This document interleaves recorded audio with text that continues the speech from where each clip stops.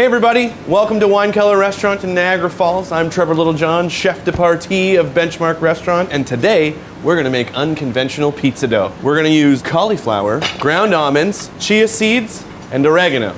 So let's get started cooking with Trevor.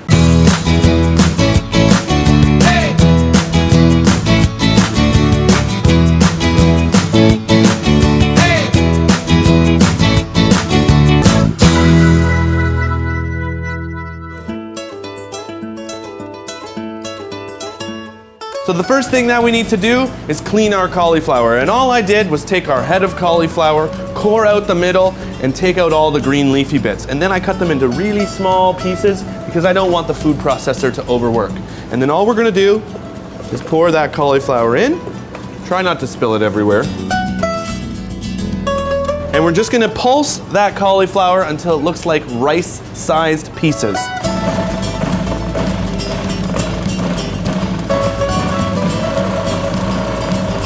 So when you're done pulsing your cauliflower, what you're looking for is a mealy texture like this. So almost the same texture as basmati rice or a very coarse semolina flour. So now we're ready to build our pizza dough. And the only thing that's different about this pizza dough is that instead of flour, we're using ground almonds and cauliflower. And instead of yeast, eggs, and milk, we're using chia seeds soaked in water. And to keep it that Italian flavor, of course, we've got our dried oregano. To start off, we need to measure out 3 cups of that pureed cauliflower. Then we're going to take our ground almonds and we're going to work those through our cauliflower so that both are nicely incorporated. We're going to add our oregano and some salt and pepper just to taste. If you like salty, you're going to add more salt. If you like less salt, you're going to add less. And pepper, we just want enough pepper to kind of give us that heat. Mixing together, and once everything is nicely mixed, we're gonna take the mixture, push it to the sides of the bowl, and create that well in the middle that we classically do when making any kind of pizza dough or pasta dough. In that well, we're going to place our chia seed goo. It looks so appetizing, doesn't it? But trust me, it tastes very good. Now don't be scared right now. It's not going to come together like a traditional dough. This is going to be very pasty, almost like wet sand. If you're doing one large pizza, I would suggest pressing this down into the pan as wide as it will go. However, if you want to do something on an individual basis, you're going to take that dough, flatten it into the bottom of the bowl, and just with your hands, you're going to divide that into 4. It gives you 4 personalized pizza portions. Okay, I'm gonna take 1 right now. I'm just gonna keep forming that into a ball, squeezing out any excess liquid. And that excess liquid is actually the milk that comes off the cauliflower. And we just wanna kind of drain as much of that out as the dough as possible because we don't want that to make a soggy dough in the oven. Once you get a very nice tightly formed ball like that, you're ready to go. You're just gonna put it on the middle of your tray, and very gently and very carefully, you're just gonna press that down into a flat pizza dough-like shape. We wanna go as thin as possible here because we want everything to cook and crisp evenly at the same time. You do not need to create a perfect circle. It's like being 5 years old again and playing with Play-Doh. Then, to create that classic crust that we're used to, just take your fingers and make a dimple right along the edge.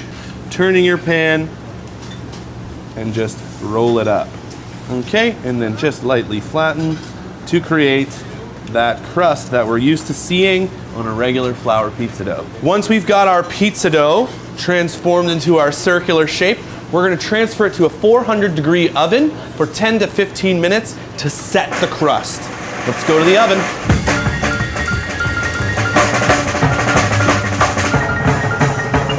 All right. Our cauliflower pizza dough has come out of the oven. It's beautifully golden brown and it's got a crispy crust, exactly like a regular pizza crust.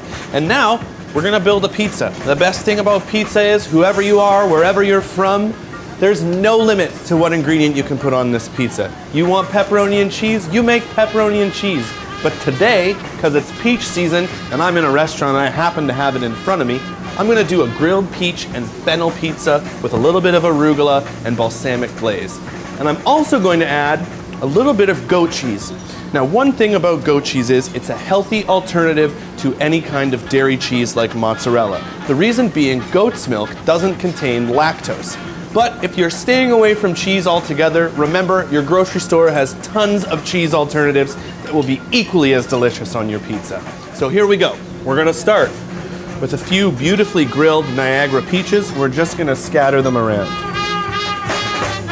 We're gonna take some pickled fennel and we're just gonna drape that across.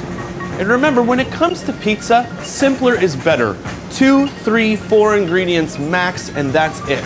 What you don't want to do is put so many ingredients on your pizza that you make a soggy crust. Because remember, what we're after is that crisp crust at the end of the day.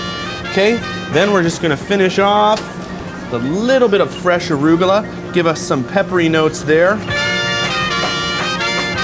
and our goat cheese.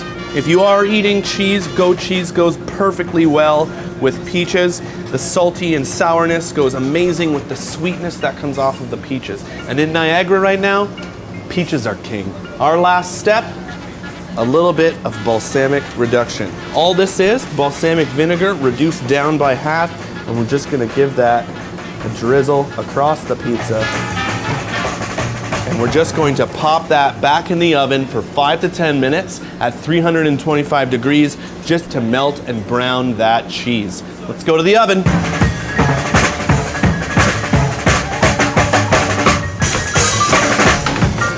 And there you have it, fresh from the oven, Niagara peach, balsamic drizzle, and goat cheese cauliflower pizza. Enjoy.